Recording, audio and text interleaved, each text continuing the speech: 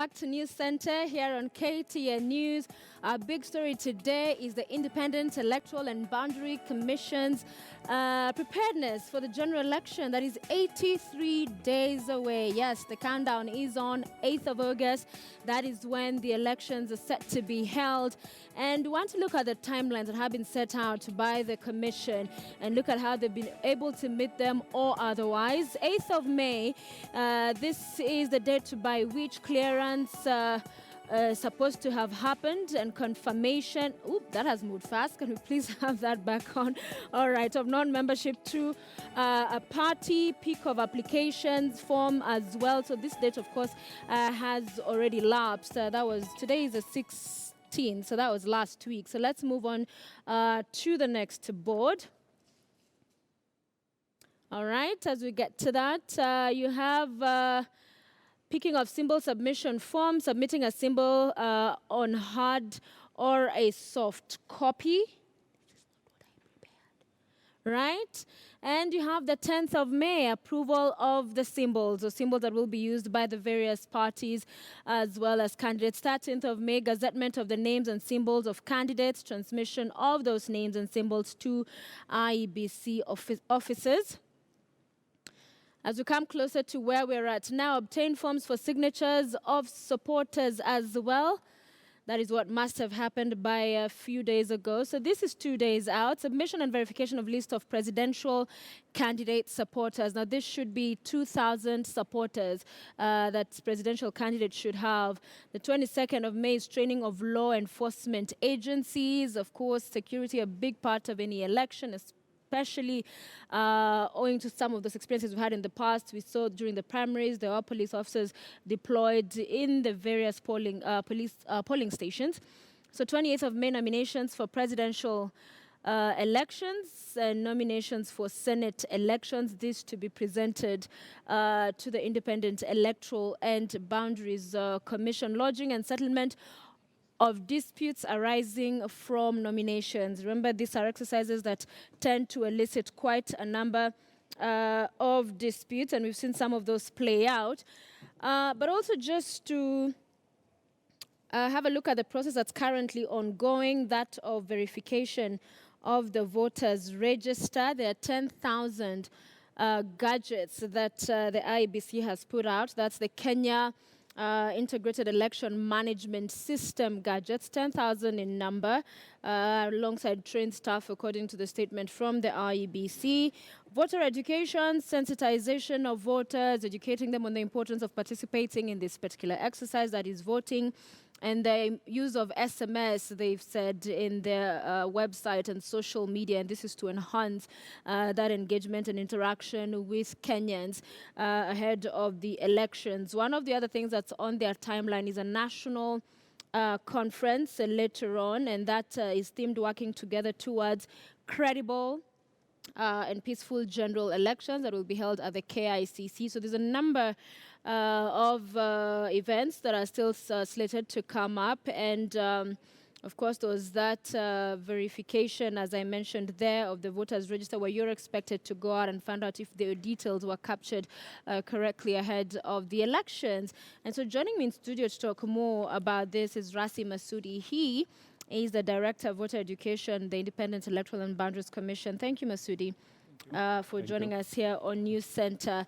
Voter education is your forte. Yes. A lot of what we're hearing from people is that in past elections, we've seen a lot of campaigns, a lot of voter education, if you like, going out there to sensitize, to educate, to have that debate going on. Yes. But that this time around, that is not the case. It's a little bit quiet. Okay. Thank you so much for inviting me to this program. And I think what is appearing is that we are very much ahead of time this time around, as opposed to the past. Because what we saw last time in 2013, most of the voter education came, again, the last 3 months of towards the election. And at that time, we were still struggling with voter registration, voter register inspection. Then we are still almost 3 months, and we have just begun our voter education and stakeholder engagement campaign. And you'll see a lot of that happening from this particular campaign on verification.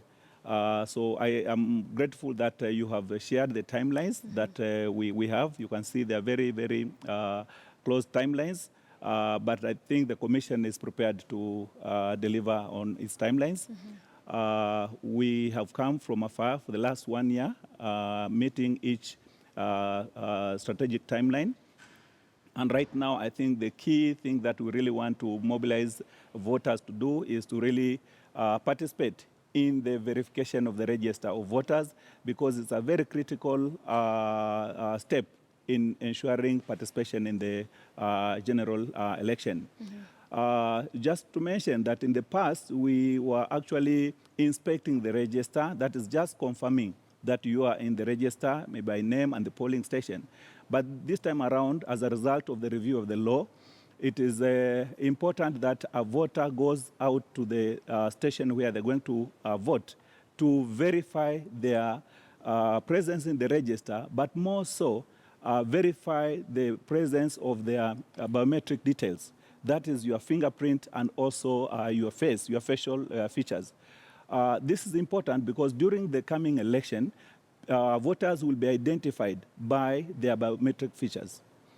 And of course, according to arrangement is that we're going to use technology to do that. Really, unless technology fails, that is the only exception that is given. But actually, the first call is you are actually identified by your biometrics. Okay. And if you are not identified by your biometrics, that's why you find that we are moving towards a situation where we are going to curb against the issue of ballot stuffing. We are going to curb this issue of, the famous dead voters coming to vote. There's no dead person Because who can now come and verify. So we really want to use that technology to ensure that we verify voters, and only those available can vote. So let me take you back to the verification, which is ongoing. Yes. And some have wondered, isn't it possible to have that digitally happen? Because you talked about the need for a voter to actually go to a polling, to one of your centers, the designated centers for the verification. Okay. It's not possible to do it digitally, is it? Yes, it's not possible to do that, and it's very simple.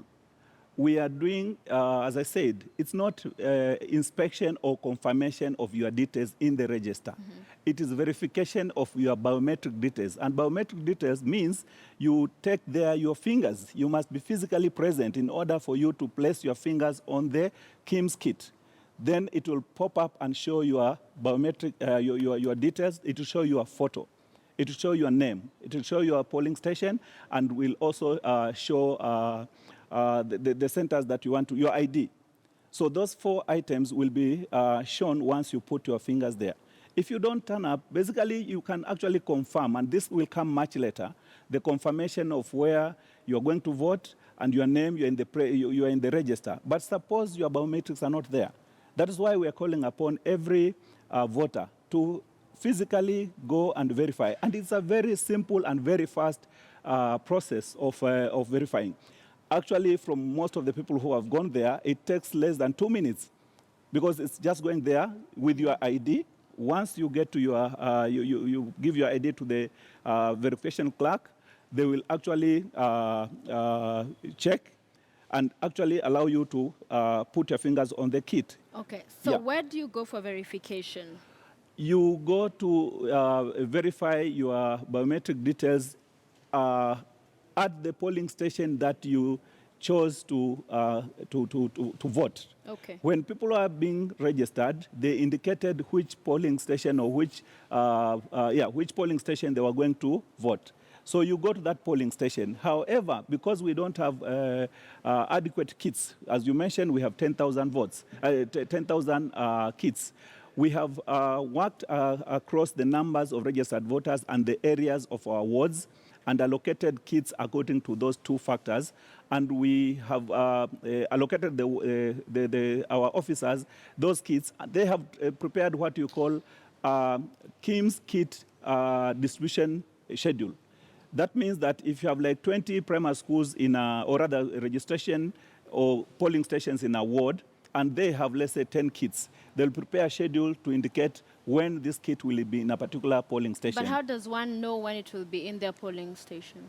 Now, as long as you are within the ward, because that's why we're saying you must go to the ward. Okay. If you get to the ward, these schedules have been shared with all the public officers in that ward.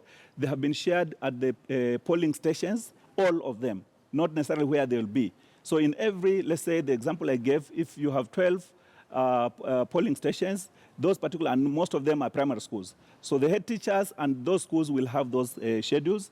The chiefs and assistant chiefs will have those schedules. We have voter educators in every ward. They will have the schedules. We have encouraged that we have the ward administrators. And using digital, technology now, most of this has been, have been shared in WhatsApp platforms.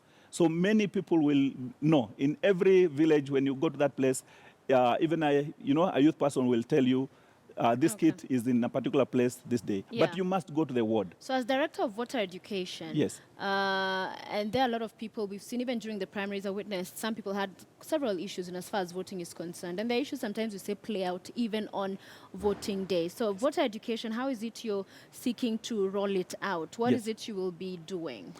Actually, as I said, we are just at the beginning of the campaign. And it's not just the campaign for the verification of the register of voters, but a campaign towards the general election. We are going to be out there by mobilizing voters, first using media.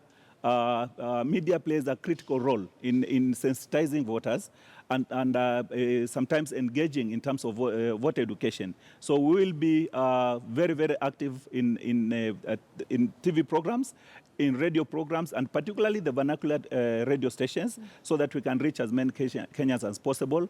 We'll be very proactive and very engaged in social media, and you will see us a lot in our newspapers, just to sensitize.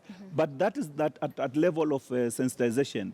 We are going to engage stakeholders at all the levels, from the national level, county level, constituency level, and at the ward level. We will have several meetings with the key stakeholders, leaders in those areas, and we also have, as I said, voter educators who will be actually running voter education forums to educate voters. Right. We are, as you did mention before, we are also going to run platforms, SMS platforms that we're going to send to every voter using the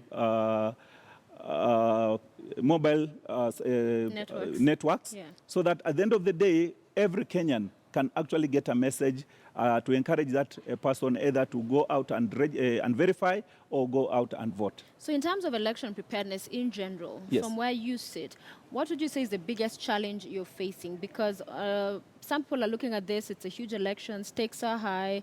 You've just had a political conversation that we were having here. You have very many independents as compared to the last election. What is one or two of the biggest challenges you'd say as a commission you're facing?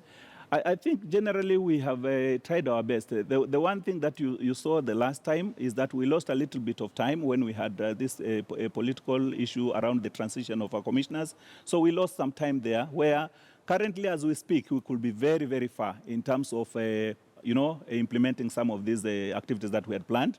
But number two, I think we have had also some challenges in terms of legal challenges during our procurement cycles. And of course, like you are seeing now, if it was not for some challenges in the procurement processes, maybe we will not be having 10,000 kits. We could be having all the kits around. And actually, every individual will actually verify from their polling stations. So I think these are some of the challenges, but I think we have done our best. What we're trying to do is that we want to involve as many stakeholders as possible. All the key stakeholders in the electoral process need to be updated, and this is the way the Commission is doing, continuously engaging stakeholders, because the organization and management of the election is not the responsibility of the IEBC alone, but also with other key players. For example, we expect our other stakeholders in the electoral process, be it in security, even the political parties, to be also moving with us, so that as we make a step, they are also with us, to the extent that we will not have a situation where the Electoral Commission has prepared everything, but a key stakeholder, for example, during the election day, we miss out on security. So I think all of us need to be together in the electoral process. So I need to put this question to you. Of course, it's a matter before court. We cannot discuss the merits or demerits of the same, but it's a hot issue at this particular point. And in as far, especially as we've heard that today, later on, the Chief Justice could be issuing a statement, and this is regarding the tallying. The final tally should be at the constituency level, as was announced and ruled by the High Court, or the appeal could agree with the, the appeal that has been made by the IEBC. What is it you hope the Chief Justice will say today? I will not really try to imagine or try to hope for what the Chief Justice will say. What I'll say is what IEBC did. IEBC has not refused anything, but IEBC has just requested for interpretation of that statement so that, when you are organizing an election, you need to be very clear, clear about the instructions. So I think IEBC has just requested for an interpretation so that when it comes to implementation, then we are very clear what we are doing. Yeah. But just to also let you know, I'll not go to so much of that because, as we said, it is in the courts.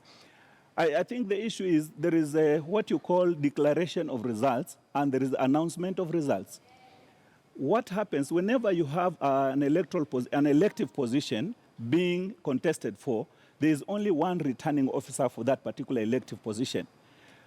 At the constituency level, members of parliament, the returning officer is the person who declares the member of parliament and the MCA. At the county level, the county returning officer declares the results of the winners of the three positions. That is the senator, the governor, and the woman member of county assembly, of the National Assembly. Yes. Now, at the presidential level, the returning officer who declares the results of the election is the chairman of IEBC. He is the national returning officer. Now, what happens at the constituency level is that it actually starts with the polling station. The presiding officers will get the results. The constituency returning officer will tell the results and announce the results. There's a difference between announcing and declaring. You declare a winner. You don't, so the constituency officers will announce the results. So they cannot declare the winner at the constituency level and then tallying continues. You see now, at that point now, that will come to the chairman, who will basically now tally everything and declare the winner. So, but I won't go into that because, as you said, this is something before the court. So we don't want really to go there. Yeah. But are you disappointed with, you talked about stakeholders and the importance and the need for all of you to work together. The timelines are strict. You have a short time to work. And it's not a time to build bad blood. So are you disappointed in the manner in which some quarters have handled this to make it, somewhat confrontational? I think as a commission, I will say I think we did what was right for us as a commission to clarify the position. Okay. As an individual, you could feel disappointed, but you see, this is it's politics, it is contests. And so as you manage contests, just like in football and other sports, there's always two contestants. And you'll expect not to always have everybody satisfied with your decision or with your arrangement. And that is why we have all those facilities to ensure that they solve our problems. That's why we have dispute resolution organs. That's why we have the courts. So I think it is one of the things that as a commission we were and always anticipate that something like that can come up. Okay. Yeah. Many thanks. Thank you so much for being with us, Rasi Masudi. We appreciate you taking the time. Thank you. Any last word, briefly? Just appealing to voters. Yes. Please make use of this opportunity because you don't want to go to the voting day and you really think that your name is in the register. It could have, for example, by any mistake, have been sent to another polling station outside even of your ward. What we are trying to say, this is the opportunity for you to be very sure. In Swahili tunasema thibitisha, hakikisha umo ndani ya register. Okay. Yeah. All right. Thank you. Rasi Masudi-Director Voter Education at the Independent Electoral and Boundaries Commission with us this morning here on News Center. We now want to take you to Mombasa County, where an event is currently underway countering violent extremism.